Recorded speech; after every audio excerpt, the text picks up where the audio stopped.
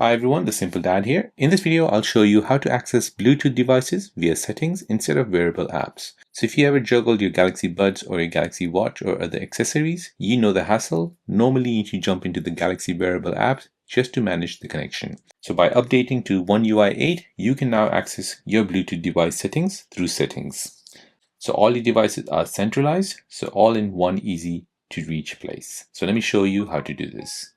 So here is an example. I'll go ahead and connect my Bluetooth headphones. So my earbuds.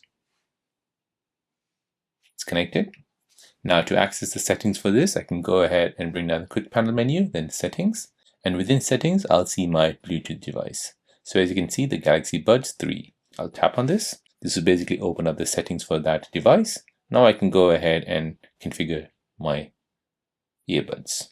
So I don't need to go ahead and open up the wearable apps. So this means less app switching, fewer taps, and faster connection. So you can pair, disconnect, or check battery levels for all your Bluetooth devices directly from settings. It saves the time, reduces frustration, and gives you a smoother experience. So whether you're swapping from music to calls or moving between your watch and earbuds.